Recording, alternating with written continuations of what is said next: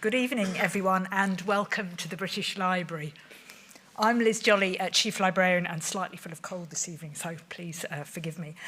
Chief Librarian here at the British Library, and it's my pleasure to welcome those of you in the room and those of you joining online to the 39th annual Panizzi Lecture Series. The Panizzi Lectures are a central and integral part of the British Library's events programme. Each year, the Selection Council has the privilege of inviting an eminent scholar to deliver a series of lectures with the aim of advancing knowledge and understanding of the history of the book. This evening, I'm delighted to introduce Elizabeth McHenry, Professor of English at New York University, for the second in her series of 3 lectures under the title Black Bibliography, Here and Now. Elizabeth's research and teaching focuses on African American literature, intellectual history, and the history of Black print culture, particularly in the 19th and very early 20th century. She is the author of Forgotten Readers, Recovering the Lost History of African American Literary Societies, and To Make Negro Literature, Writing, Literary Practice, and African American Authorship.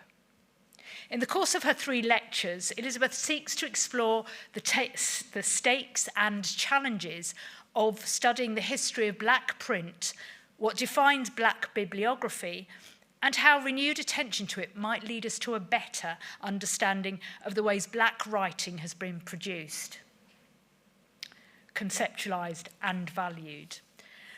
Her research is in close alignment with the aims of the Library's Race Equality Action Plan, which we launched in January 2022, and we feel very privileged to have with us a scholar who's committed to the field of Black studies, and we look forward to continuing to learn from her insight and expertise tonight. Before I hand over to our speaker, just a few housekeeping notices. We're not expecting any fire alarms, so if you do hear the alarm, please leave by the door you came in front of you and to the right-hand side, where our colleagues will guide you to the nearest exit. Please ensure that your mobile phone is turned to silent. And finally, towards the end of the event, we're going to be taking audience questions. So if you're joining us online, we do encourage you to submit your questions using the form under the video. And please note that if you're viewing the lecture in full screen, you're going to need to exit full screen to see the question box below. If you're in the room, please wait for a microphone to reach you before asking your question, just so that everyone can hear you. Thank you. Now I'm delighted to hand the stage over to this evening's speaker, Elizabeth McHenry. Elizabeth, welcome.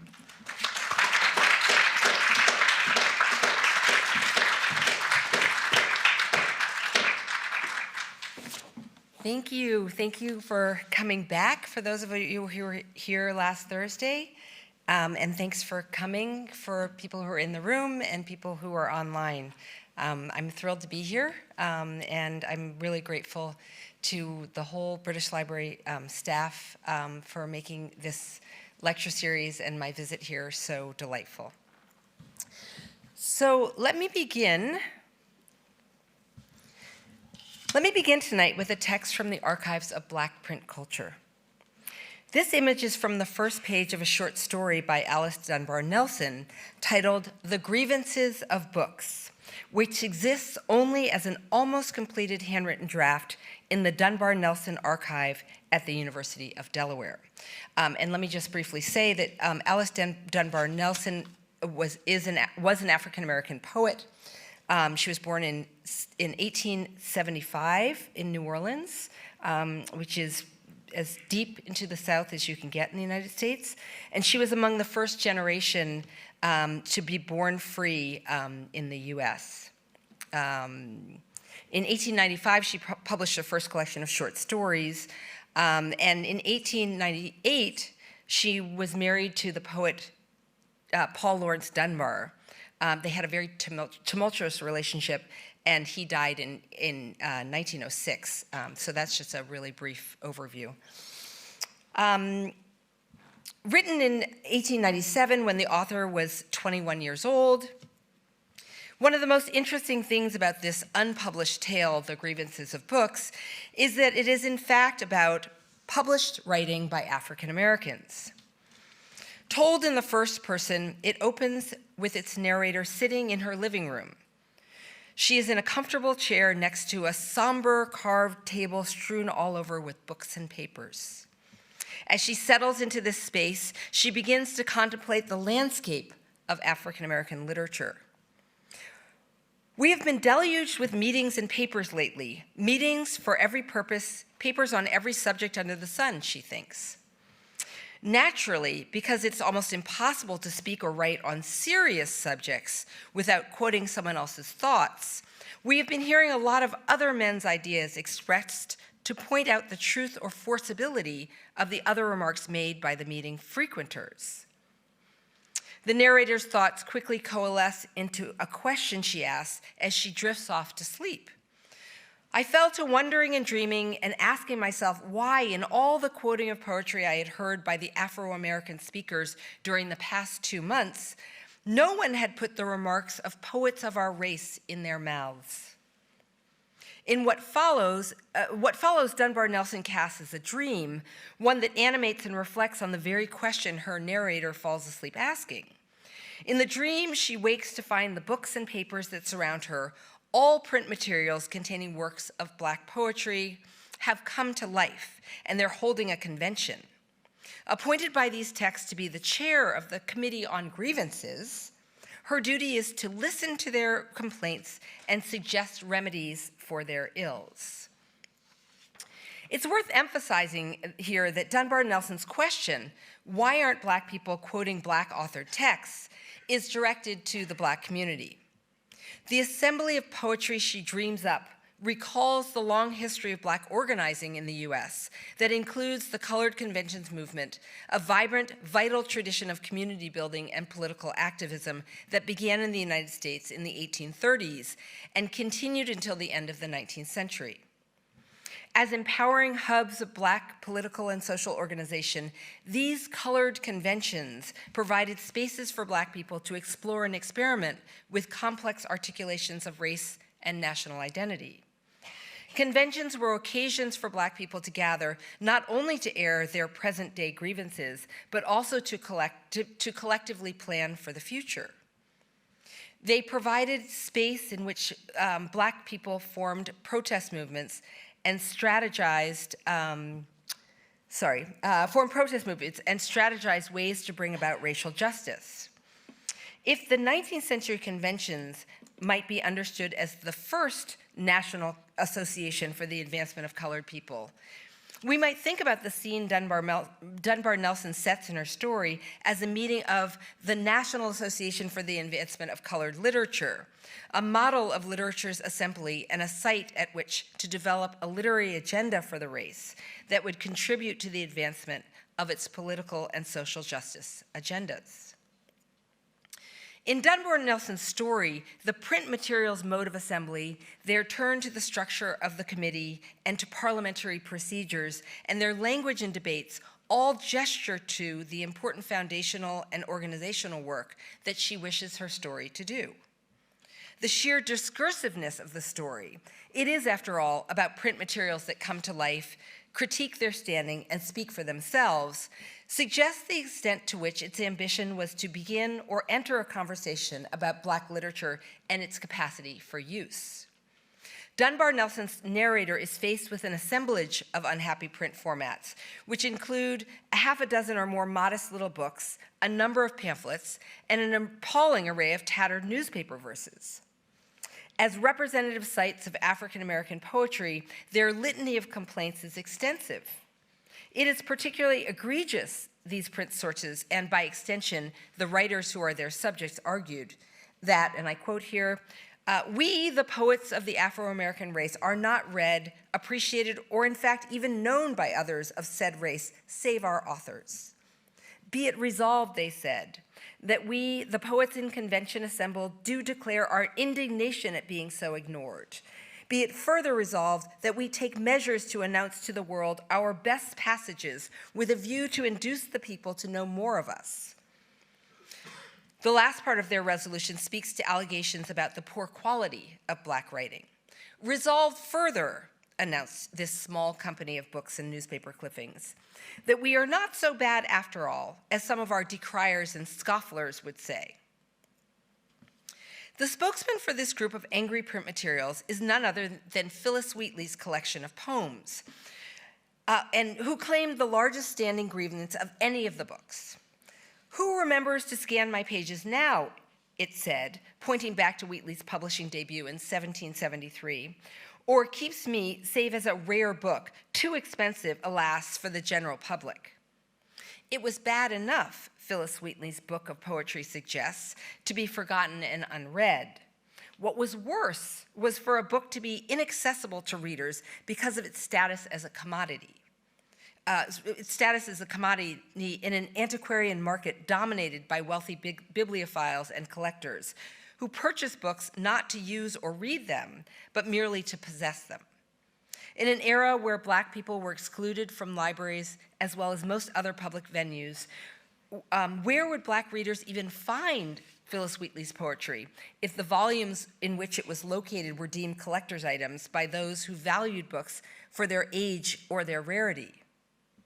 Dunbar Nelson's inclusiveness of this particular grievance points to the predicament Black communities faced, and I should mention, still face in today's rare book marketplace, when the cost of Black writing placed it beyond their means. Without access to it, was it any wonder that members of the Black community did not know Black literature substantively enough to cite it in support of their arguments at social and intellectual gatherings and in public speeches or debates? It's telling that only one of the assembled texts had absolutely no grievances. Paul Laurence Dunbar's Lyrics of a Lowly Life stepped forward first to announce, "I have very few grievances to make, none I may say. They are all reading me and buying me." Published in 1896 by New York trade publisher Dodd Mead, this book's outlook serves as a reminder of Douglas's singular popularity around the turn from the 19th to the 20th century. Dunbar. Dunbar was recognized by the literary establishment for his dialectic verse, which was considered entirely Black, an authentic expression of Black culture. But when he wrote in more standard forms, his writing was deemed not very interesting. The popularity of his writing, its appeal to established publishing houses, and its commercial success sprung in large part from the fact that it reinforced versions of Blackness that white readers wished to embrace. The grievances expressed by other print materials unearthed the challenges faced by Black poets that wrote in other registers. In Dunbar Nelson's story, an array of poetry in books, clippings, and pamphlets all offer reports on their status, taking the opportunity to recite verses from their poems. Dunbar Nelson suggests there are about 100 poets represented in the convention, their texts all clamoring to be heard. Across the story's 37 relatively small pages of unlined notepaper, she quotes from 13 poets and mentions 2 more. The poems she cites include a number written by poets that today remain critically understudied, if they are recognized at all, and it includes a variety of kinds of poetry, printed in different print formats. With the exception of Dunbar's book of poems, all are equally aggrieved, rhymed or unrhymed, elegiac, religious, or having to do with the race problem. There's an interesting critical element in this story that remains elusive to me, located in the way these texts speak to one another. Described in the story as undignified, it is as if the conditions that resulted in the text's mutual obscurity and neglect has left them prone to petty sniping rather than constructive analysis. The lives of these texts are depicted as precarious and unpredictable, and it shows in the stance they take towards one another. But perhaps this friction is an important form of argument and intellectual exchange, showing one aspect of the kind of vigorous engagement as critical practice that literature needs to endure past the moments of its initial publication. I've begun tonight's lecture with this overview of Dunbar Nelson's published short story, And this is Dunbar Nelson about the time when she wrote the story. Because it's one example of the tradition of Black bibliography that is the subject of tonight's lecture. This is not to say that Dunbar Nelson is a formally trained bibliographer, or to claim that her story provides us with the kind of bibliographic citations or detail that we expect from quote-unquote real bibliographies, such as those enumerative or descriptive bibliographies written by scholars, archivists, or librarians. Rather, in writing this story the way she does, Dunbar Nelson was thinking bibliographically and writing bibliographically as well. Her story is crafted in such a way as to name Black writers and to cite Black writing, and she organizes the print materials she writes about in convention in a way that ensures their lasting visibility, even as the story itself reflects on Black writing's precarity and disappearance. It models the importance of locating Black literature in ways that make it both findable, accessible, and usable, specifically for Black people themselves.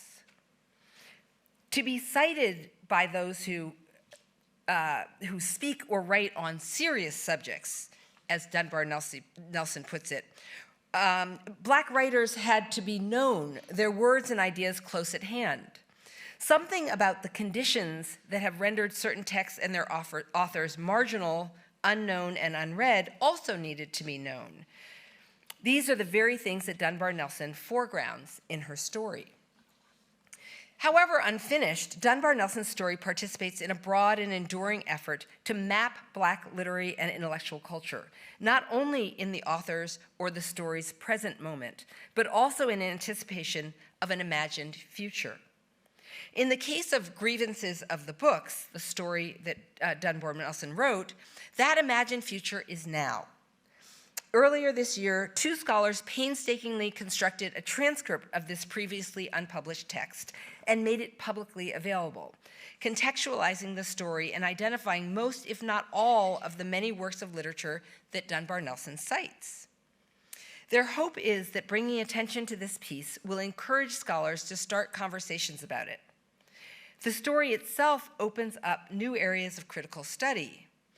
In addition to expanding what we know about Alice Dunbar Nelson, who would go on to have a long career as a writer, educator, and anthologizer of Black literature, it offers opportunities to identify writers who we have not fully recognized in the past, to write new critical interpretations of their work, and to create new ways of seeing and thinking about Black print culture. The promise of this future scholarship is written into Dunbar Nelson's story.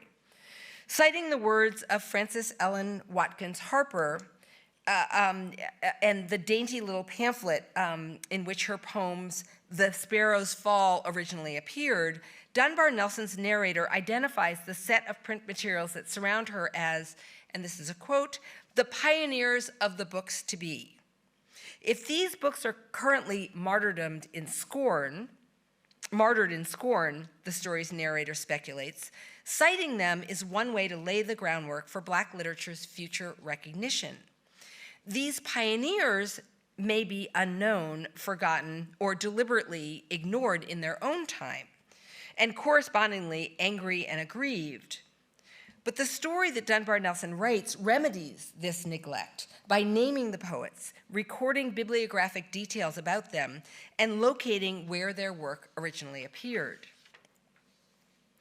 Working at the edge of loss, Dunbar Nelson is one of the many, many Black writers and intellectuals whose writing, activism, and intellectual work is characterized by what we might think of as a bibliographical impulse.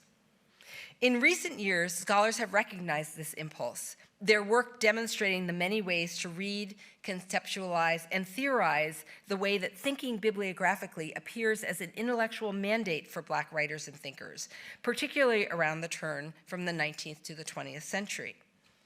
Elizabeth Alexander, for instance, has written about the tendency of African-American women writers at the end of the 19th century to list everyone, not to miss a soul. This mode of accounting, Alexander contends, was a purposeful practice, Listing the names and what they have done was a way of asserting that the intellectual and professional terrain has been marked by the presence of African American bodies. In The Practice of Diaspora, Brent Edwards speaks of the New Negro movement of the 1920s across the Black diaspora as compulsively documentary, noting an explosion of interest in researching, notating, transcribing, assembling, and packaging almost anything having to do with populations of African descent. His current project considers archiving and preservation as a defining practice of Black radicalism, a historical mindset, if you will, that is manifest in an impulse to list, to keep records, to inventory, to collect, all activities akin to bibliographical practice. Together with formal bibliographies, these are all reflective of the shared sense of responsibility for establishing a record of Black lives, Black achievements, and Black knowledge, which in part took place in, around, and through print. In recent years, the question of where Black bibliography happens, and indeed what Black bibliography is, has returned as a subject of scholarly interest. I say returned because one of the things that this renewed interest in bibliographic and bibliographical work has made visible is a long history of Black bibliographers and a tradition of what might best be described as thinking bibliographically while at the same time thinking Black. This phrase was used by Black bibliophile and collector Arturo Schomburg in 1915 in a letter that aptly describes both his approach to collecting books and other printed works by Black people across the African diaspora and his purpose in doing so. Tracing this history has helped scholars think critically about what Black bibliography is, what it has looked like, and what it has to offer. I'm largely a beneficiary of this work, which has drawn in high-caliber scholars like Laura Helton, Derek Spears, Jackie Goldsby, and Meredith McGill, to name only a few. What they've made clear is that a commitment to practices of Black bibliography has always been a crucial aspect of Black knowledge production and intellectual praxis, and it remains an ongoing commitment today. So what exactly is Black bibliography? If bibliography and bibliographical study is the study of any aspect of the production, dissemination, and reception of text-bearing objects, then Black bibliography is specifically attentive to the expressive print cultures of that Black communities created across time, and to the ways these print materials are cared for, curated, and framed so that they are both accessible and legible. Amid the pervasive sense across the 18th, the 19th, and well into the 20th century that Black writing did not exist, at least no Black writing worth mentioning, practitioners of Black bibliography have historically sought to ensure Black writing's visibility and accessibility. Their work is a commitment to recognizing and contextualizing printed texts and sites of knowledge production that institutions or other information systems might otherwise have rendered invisible. Whether writing about these printed objects in ways that ensure they are not forgotten, or ordering them to be sure they are findable and usable, those who practice Black bibliography have turned to it to provide access and guidance. Perhaps most fundamentally, Black bibliography is, as Derek Spears has put it, a set of practices that lets us know what's there. Only by attending to these practices as they appeared in Black print culture can we expand our sense of where Black bibliography happens, and by extension, accurately record the history of Black print. By focusing on Black bibliography as an object of study, scholars now have a better appreciation for the fact that Black bibliography happens and has happened in all sorts of places and has taken all sorts of forms, including formal or traditional descriptive or enumerative bibliographies, indexes, anthologies, and lists, including lists and other bibliographies that are nested in other forms, like Dunbar Nelson's story. Unearthing where Black bibliography happens, and indeed thinking critically about what Black bibliography is and why we need it, has emerged as an important scholarly project, one that has led to the excavation of a long history of Black bibliography, as well as a new understanding of its vital importance as a continuing field of study and as a form of political activism in our present moment.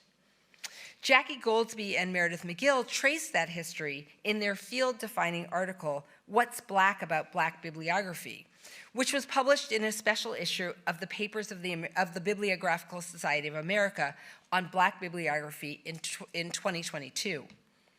The source of this article is noteworthy.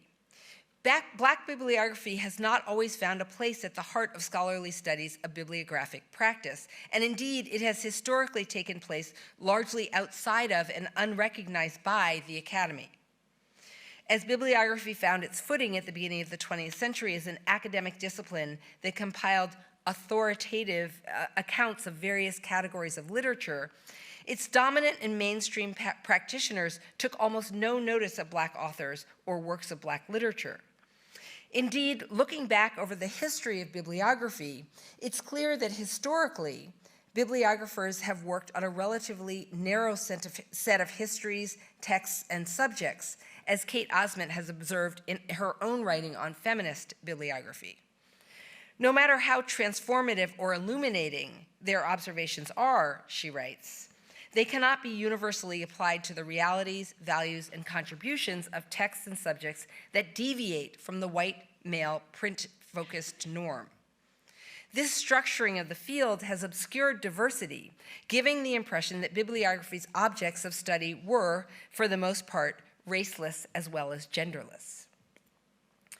Fortunately, Black writers and literary practitioners recognize the need to create their own records of Black writing, their work a collective reflection on how Black bibliography has been performed and theorized in the past.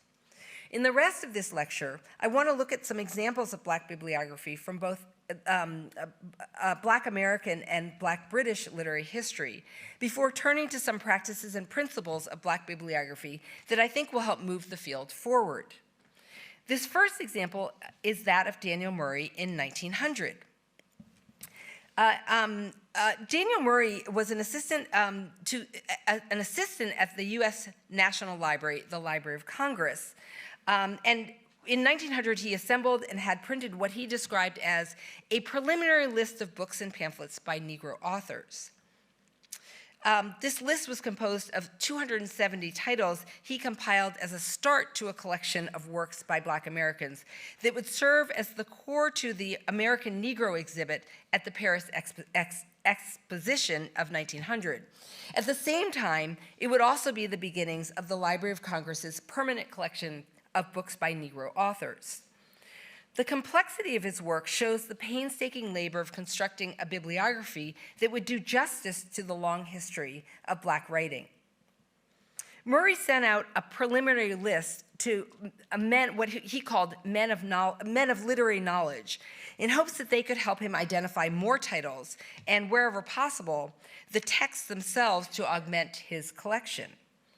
I need not dilate on the importance of having such an exhibit at Paris, he wrote in a cover letter that accompanied his request, and the value of such a collection to future investigators of the bibliography of Negro authorship. At the close of the exhibit, he assured all who might contribute a title or a text, the whole collection will be installed in the magnificent Library of Congress to be on exhibit and for consultation for all time. The bibliography he was compiling then was intended to be a resource for those he anticipated would be interested in Black print as a field of inquiry in the future.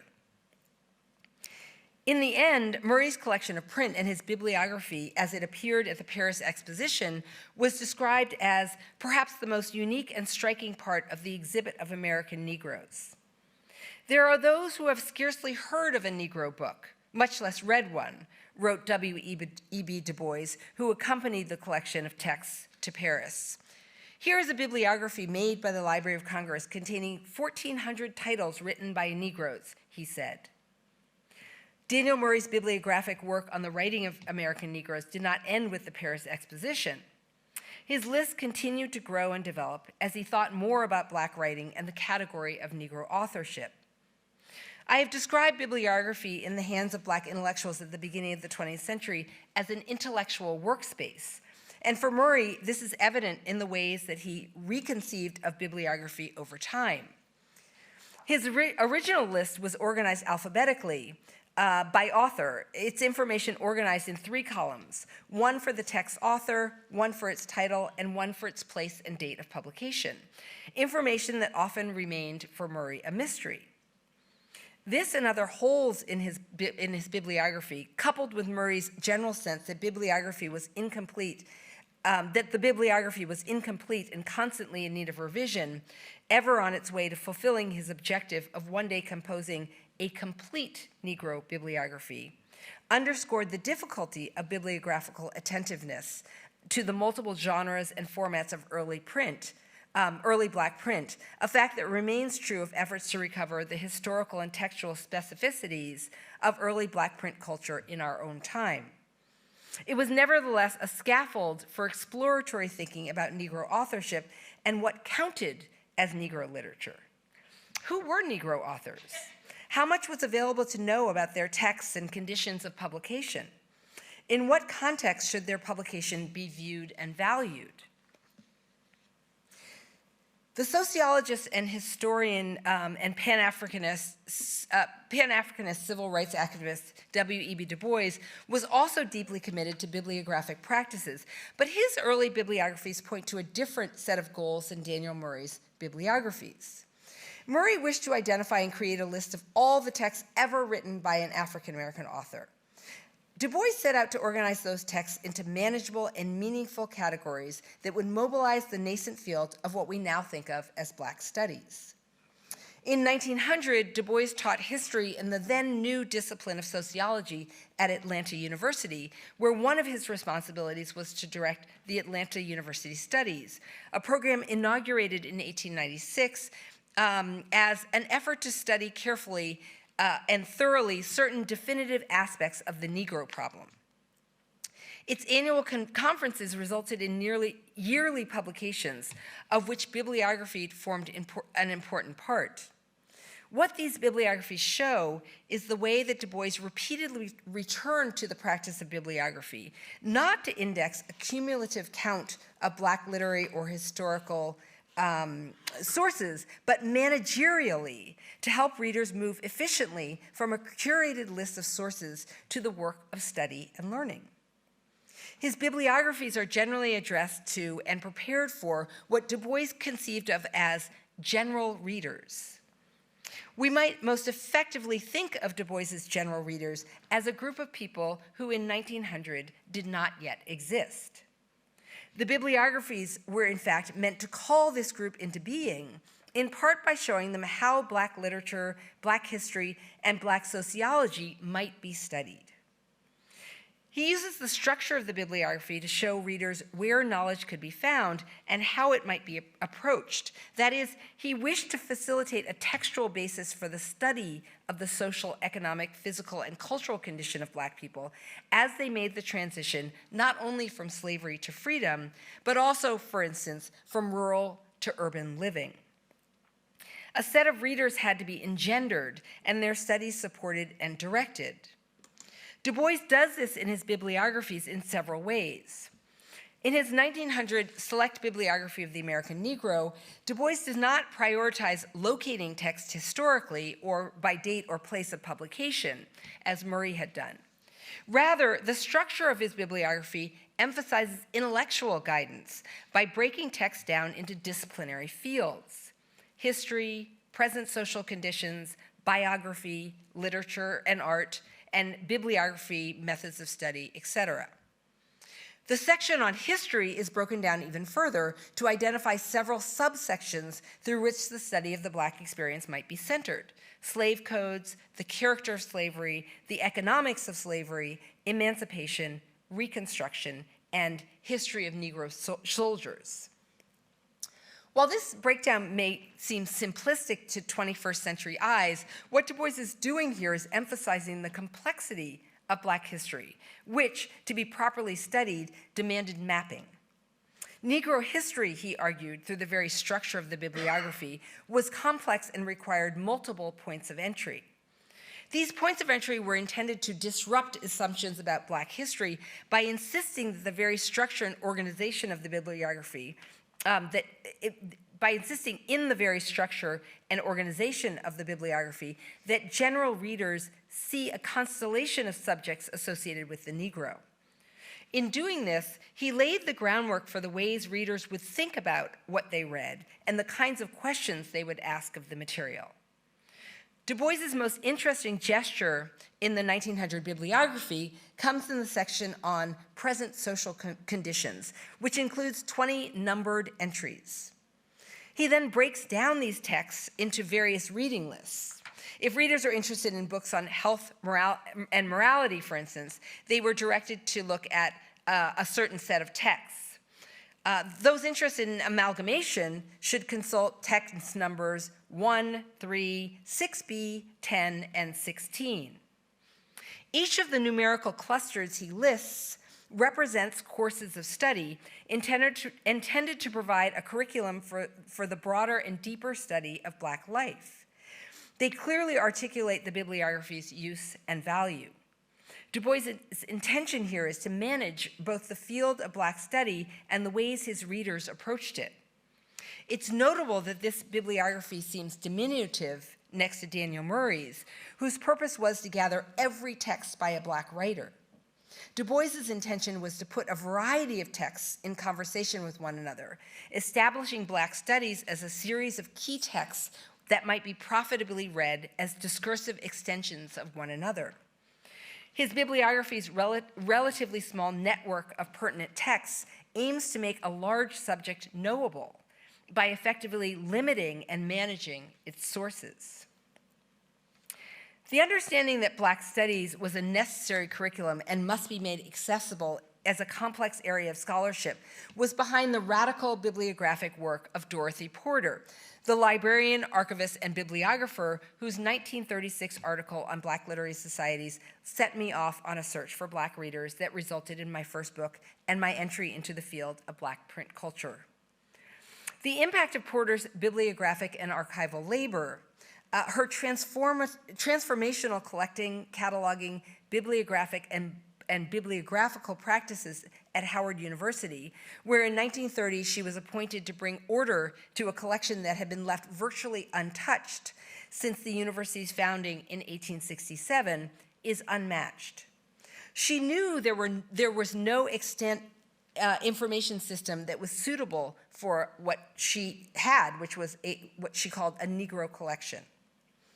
Drawing on, but also departing from what she learned in library school, she set out to improve the practice of library classification that made no room for texts written by Black people and did not allow for capacious understandings of Black history. Porter altered the Dewey Decimal System, the organizing system governed by a series of letters and numbers that divided subject into branches of the sciences, that divided subjects from branches of the sciences to the periodization of British literature. Dewey had regulated every text that had anything to do with Black people to two classification systems. 326, which Porter recalled as the number for anything to do with slavery. The category is actually listed as slavery and emancipation. And 325, which in Porter's word meant colonization. And it's actually officially titled International Migration and Colonization.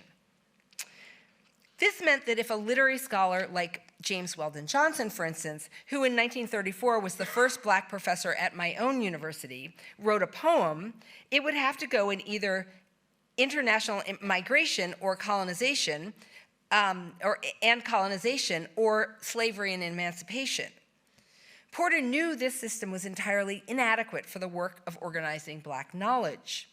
She therefore rewrote Dewey's classification system, dismissing its simplistic logic for classifying Black subjects by expanding Dewey's 10 categories into some 100 that she invented based on her understanding of the depth of Black history and the complexity of Black writing and Black literature.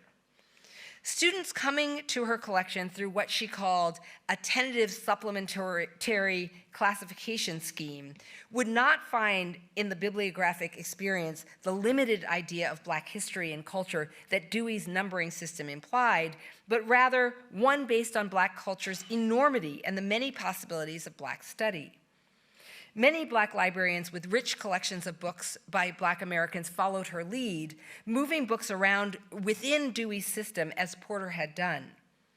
They insisted, for instance, that Black authors of literature be moved to the literature section of Dewey's classification system, and that the works of Black historians migrate to the various locations where history belonged. It's interesting to note that Porter had to share her alterations surreptitiously, as they were not approved by those in charge of Dewey's Decimal System's revisions. This left the limitations and inadequacies of Dewey's Decimal System officially in place, where they continued to shape library users' access to texts and to knowledge. In 1974, as Black British literature took shape in the UK, the periodical Race Today included in the fall, in 1973, the Black British periodical Race Today included in a fall issue a special supplement on books, libraries, and racism that implored library professionals to examine, and I quote, the bias implicit in many of its own tools. The profession, it charged, has never examined how information can be influenced by the channels it comes through, or the power of the person who presents, and so to a certain extent controls access to information and ideas. Specifically, it called out the Dewey Decimal classification, which was described as widely used in Britain, calling it inadequate when it came to accounting for Black print and its subjects. Despite numerous updatings and revisions, the article said, the Dewey Decimal System was fixed firmly in a 19th century framework, yet it has never been examined in terms of any cultural bias it might have. To illustrate this, the supplement cited the example of the inordinate amount of space the classification system devotes to Christianity compared with other religions. It also pointed to why the bias of the system had not been addressed. Such bias is acceptable to most of the library's users and is therefore all right. This challenged the British Library's systems of organization, and to the library's attentiveness to difference was accompanied by the suggestion that, and I quote here, the tools and standards of the library profession be examined rather than the so-called problems of the Black users. This part of the campaign to get the library system to care about non-white patrons and the accessibility of Black print, this was part of that. Given the growth of the Black population in Britain, everything about how libraries served their users needed to change. This included how different routes to publication were valued, since, as the supplement of Race Today noted, the standard channels of publication are themselves accessible only to a few. Black bibliographies in Britain are fascinating to look at, especially given the ways they document the emergence of Black British literature from the broader categories of both race relations literature, the term used in the annotated bibliography included in Race Today, and Commonwealth literature, which the Journal of the Commonwealth began to catalog in an annual bibliography issue beginning in 1966. By the time Prabhu Guptara published Black British Literature, an annotated bibliography, in 1986, he believed it to be the first ever bibliography of Black British literature. His introduction to that work stakes a claim for a clear definition of Black British literature, arguing that the premise of Commonwealth literature and the practice of cataloging British writers by their country of origin was no longer meaningful. In his introduction to the bibliography, he explains that his practice was to include rather than exclude books if they might be of any conceivable interest from a Black point of view, from a Black British point of view. For example, he explains, books by non-British Black British writers have been included, as indeed have books by white writers, if they have any Black British characters.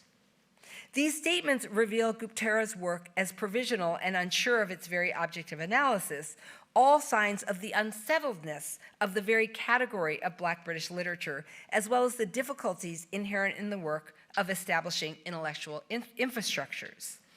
In the bibliography's introduction, Guptara reflects on the work of locating and placing Black print. It was his addiction to bookshops and jumble sales which led him to books not listed in available bibliographies, he says. The idea for the bibliography surfaced in his own collection of Black British, as his own collection of Black British books grew. He also admits that not all the books in his bibliography have been personally inspected so far, principally due to the scattered and inaccessible nature of the material. Among other things, Guptara points to the many means of publication that Black British literature took as one reason it was particularly difficult to account for. Many of the texts were self-published, privately published, or published by small publishing houses. He doesn't claim his bibliography offers comprehensive coverage, but suggests that building a bibliography is ongoing work. Not only would his own research continue, but he appeals to readers for help. If they can, and I quote here, "If they can bring other books to my attention," he writes, "I would be delighted to acknowledge their help and list the titles in future editions of this bibliography." So following all of these historical examples, I've come to think of Black bibliographical work as an experimental critical practice, one that by necessity does not adhere to the norms of academic bibliography as it developed over the course of the 20th century. Crucially important is the fact that Black bibliography is an activist practice, taking its force and purpose from the possibility of liberation as the outcome of bibliographic work. Following Barbara Pfister's original use of the term, Derek Spears speaks of liberation bibliography as a conscious and intentional practice of identifying and repairing the harms of systemic racism, of settler colonialism, heteropatriarchy, and other oppressive structures in and through bibliography and bibliographic study. It requires attention not only to identifying the unjust, inaccurate, and inaccessible, but also to creating new pathways for addressing these issues and dismantling the structures that perpetuate them.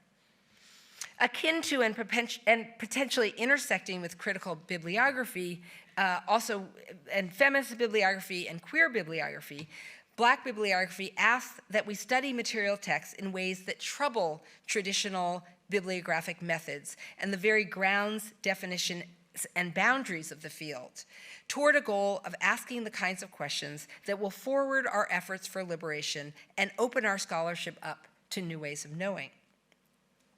If bibliography prioritizes the standardization of records and establishing the primacy and hierarchies of texts, Black bibliography must recognize Black print's overlapping publication histories and its varied modes of publication and production.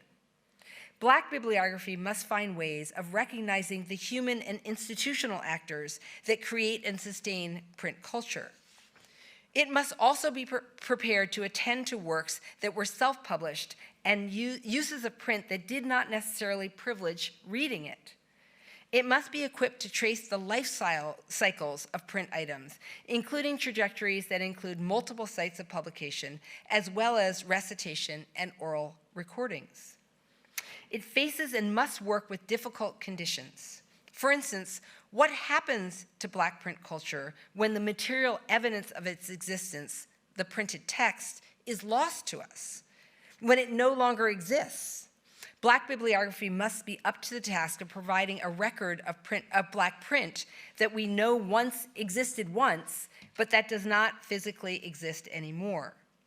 Questions like this make it clear that bibliography is a mode of criticism that must be revitalized in Black literary studies, because it represents a stage in the process of textual recovery and literary evaluation that we cannot do without.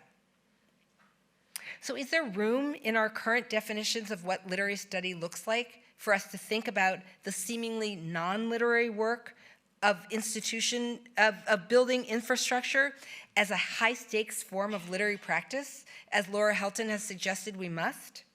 Can we, as scholars, librarians, archivists, and others responsible for bibliographic labor, take our own modern steps to revisit, revise, or repair the place of Blackness in our increasingly complex systems of knowledge, ensuring that Black writing is identifiable, visible, and accessible? Toward this end, one of the most exciting projects underway is Jackie Goldsby and Meredith McGill's Black Bibliography project, which sets out to locate Black bibliography as a longstanding scholarly tradition and revive descriptive bibliography as a current academic practice. The project has already gone a long way towards dusting off the image of formal bibliographic study as dry and dull, and ushered in what has been described as a bibliographic turn in the study of Black print culture. It both draws on and reconstitutes the tradition of Black descriptive bibliography as a critical practice in the study of Black literature.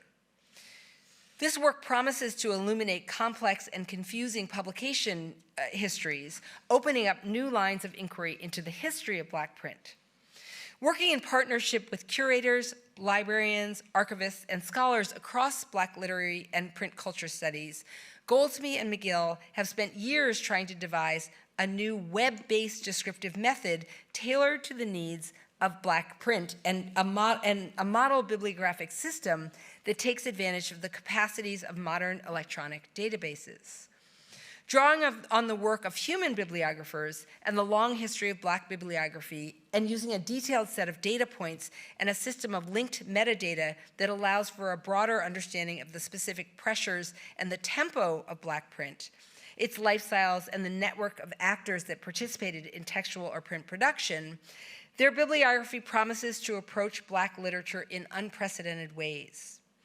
We have yet to fully see the new kinds of bibliographical work that the Black Bibliography Project makes possible. But it is a model that truly promises to transform our access to the details of Black print and the stories of its production, its collection and use, while also carrying forward into the future of literary studies the important bibliographic lessons learned from the last century of Black bibliographic practitioners, projects, and practices. The Black Bibliography Project is directed by one seemingly simple question: how would bibliographic and cataloging practices have to change in order to accommodate Black print culture and its modes of production, dissemination, and use? Let me close this lecture with the 5 principles or best practices for Black bibliography that Goldsby and McGill lay out, some of which will now be familiar to you. What is distinctive about Black bibliographic practice depends, they write, on compilers' awareness of the conditions and traditions that have shaped Black print, Black archives, and the cultural and institutional efforts to preserve them. Black bibliography can be written by all scholars, Black and non-Black alike, if they are mindful of the following principles. Number 1, Black bibliography encompasses more than books. Historically, Black bibliographers have insisted on the centrality of periodicals and other print ephemera to Black print culture. These materials are essential and indispensable for understanding Black literary production, not only as something with historical or documentary value, but also for its literary value. Number 2, Black bibliography traverses disciplines. As you can see in my first lecture, as well as in all the examples of Black bibliography I've included in this lecture, Black bibliographic work necessitates an attentiveness to a wide range of genres, as well as a variety of discursive fields, like aesthetics, politics, and theology. As a rule, Goldsby and McGill note, Black writing must be seen as porous, coexisting with multiple discourses, disciplines, and epistemologies. Number 3, Black bibliography embraces indeterminacy. It regards bibliographic assessment and bibliographic writing to be provisional at best. Rather than aiming for completeness, Black bibliographers recognize their bibliographies or bibliographical studies as contributions to an ongoing process of recovering the history of Black print. With each bibliography, the commencement of a better one, bibliographic control may remain one aim of Black bibliography, but it is, as Goldby and McGill put it, ever subject to dialogue, revision, and supplementation. Number 4, Black bibliography is openly and proactively political. While there's no doubt that Dorothy Porter and other Black bibliographers and bibliophiles like her got pleasure from their work, McGill and Goldsby note that Black bibliographers take up the work of organizing Black print collections as political statements. As they put it, Black bibliographies record the existence of Black scholarship and creativity. Black bibliographies assert Black knowledge production despite racism's repressive impacts. Black bibliographies articulate ongoing struggles for acknowledgement in a world dominated by white-founded and run institutions. And finally, 5, the Black in Black bibliography is a polyvalent term. What this means is that Black bibliographers like me must be sensitive to the fact that Black print cultures beyond the US have their own genealogies, their own languages, physical formats, modes of publication, distribution, and circulation, following the roots of the Black diaspora. To use the term Black, then, signals that multiple histories of print production, transmission, and consumption await to be aligned and reconciled, not into a seamless, homogeneous field of inquiry, but mapped as a constellation of relational possibilities. So let me close by saying that the promise of Black bibliography is everywhere around us, in the heightened consciousness with which we care for Black literature and Black print, in the capacious interdisciplinary scholarship Black bibliography is promoting, in the teaching and research it is inspiring, the collegial conversations it is generating, and the knowledge that it is helping us to uncover, which is being generously and creatively shared with ever broader publics. These principles will only help us to be more mindful of the important work we have in front of us if we are to untangle the knotted history of Black print. Thank you.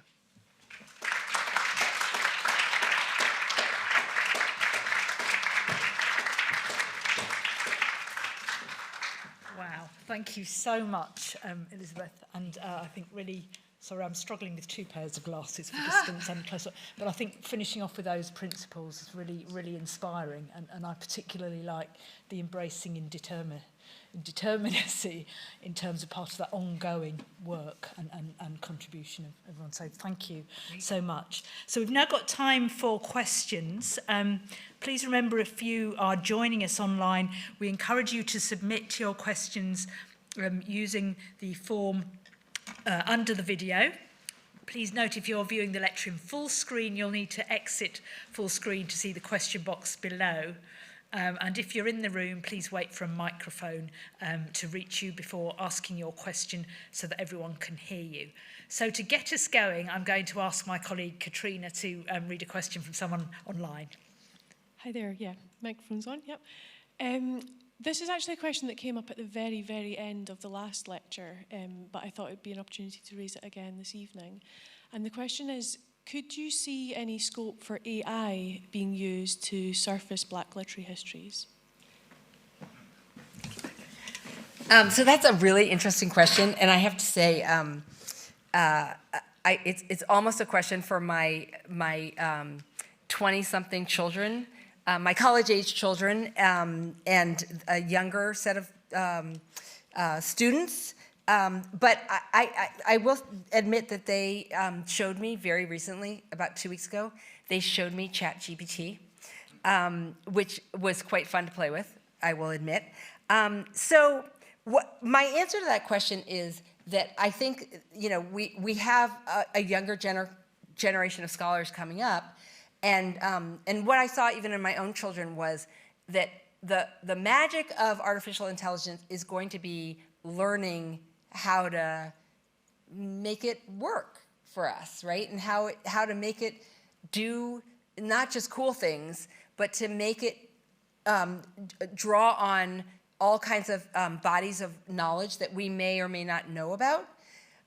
So what I think is interesting is that it draws on, if you ask ChatGPT a question, it will draw on published scholarship. It'll draw on finding aids. It'll draw on descriptions of collections, digital archives. I mean, it draws on everything at once. So, the first level of answer it gives you may not be, it may be very superficial. So it's the dialogue between you and ChatGPT or whatever your AI source is. And the way I think, this is my preliminary answer, is it's the way that the AI prompts you and the way you prompt it. So I think, there's a lot of potential to conduct searches on things. We did one the other day on African-American cookbooks.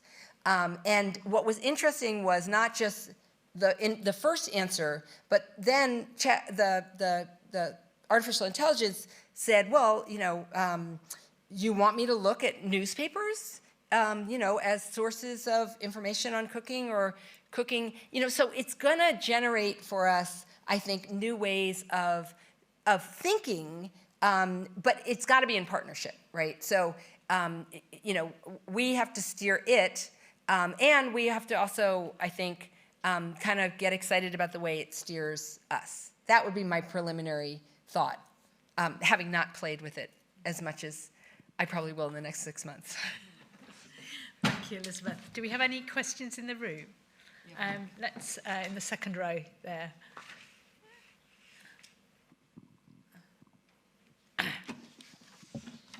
Thank you, and thank you again for a fantastic lecture. So my question is quite open. It's not like sort of fully formed. But in last week's lecture, you talked about the idea, obviously, when we think about bibliography, I think when you were talking about when you were starting out and realizing that bibliography isn't just about the list of references at the end of our, research paper, for example. But in a way, with that idea in mind, with the idea of that kind of bibliography, I just wondered what your thoughts were in terms of your own research and potential sort of overlap or interaction with thoughts about citation. I'm thinking about the Cite Black Women project, for example, or the work of Catherine McKittrick. And I'm also thinking, I'm really sort of intrigued by when you've been speaking about the ideas of expanding our sense of Black print culture to think about sort of recordings, recitation. So I just wondered if you could speak a little bit more about the sort of possibilities of, I suppose, expanding the field to include music. Catherine McKittrick kind of includes in citational footnotes kind of, Prince tunes on vinyl and that kind of thing. I just wondered if you could, just share some thoughts on that front. Yeah, for sure.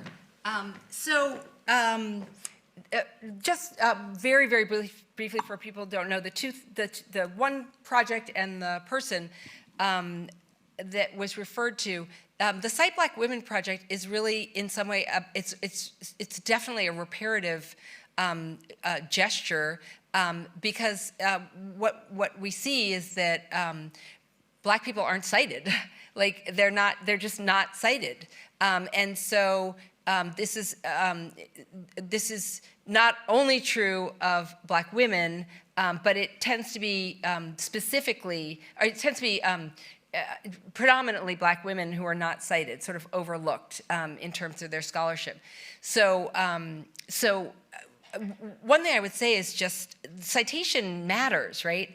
It's not just something we do, again, because we're forced to at the end of a paper. It matters, I think, in two ways. One is, obviously, it acknowledges how we've come about our knowledge. But the other thing is, and this seems like the same thing, but the other thing is that it maps out where your thinking comes from. And for instance, for me as a teacher, it tells me have my students looked hard, or have they kind of fudged it, and have they looked, quite honestly, if they're writing on Black literature, have they looked to a set of sources that is rounded, and that will offer them like a fullish perspective on what they're writing about.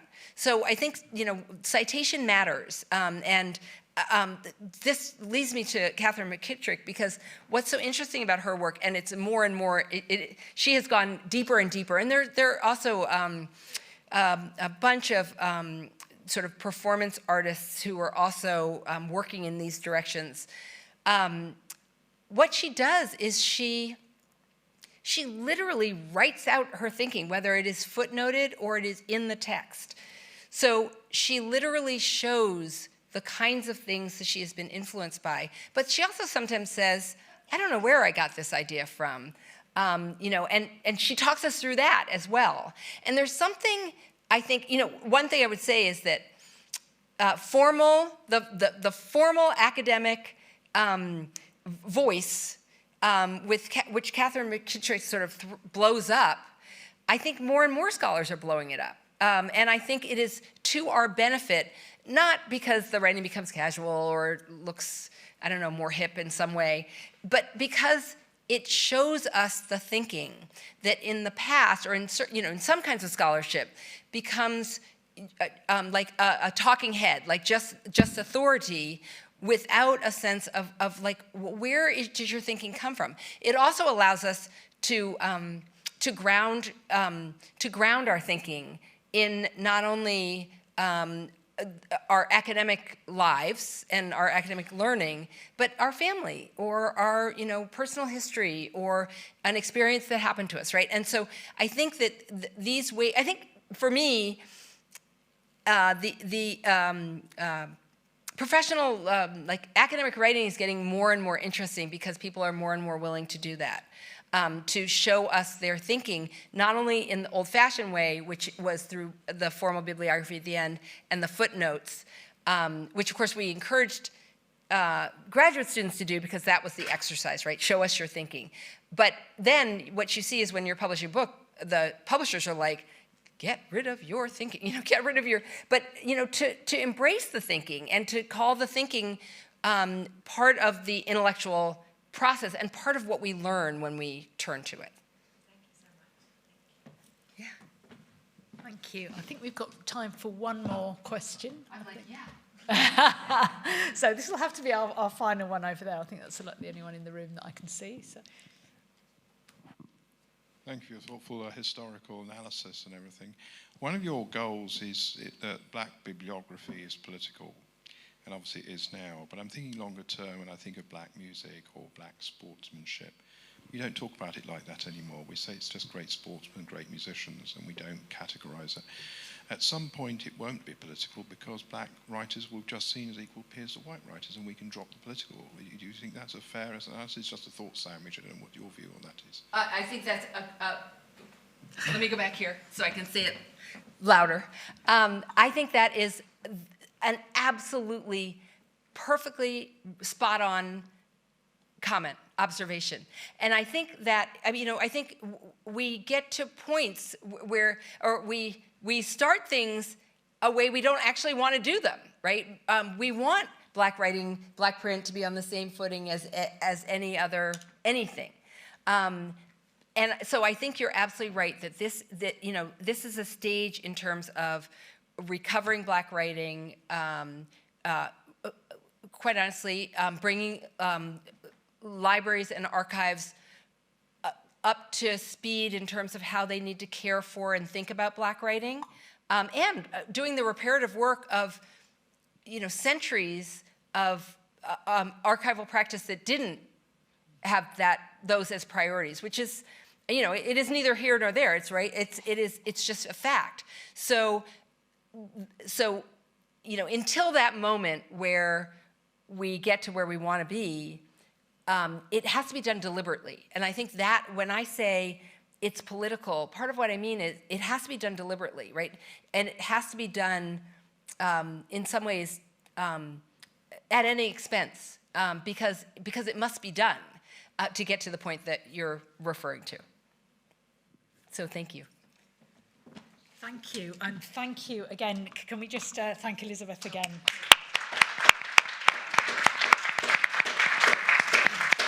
A really, really inspiring talk. So thank you, everyone who has come tonight, both in this room and online. And don't forget to come back for the third and final lecture in this fantastic series, which is going to focus on spaces of Black study. And that's on this Thursday, 12th of December at 6:30 p.m.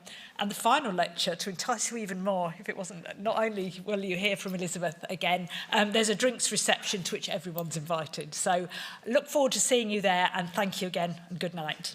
Thank you.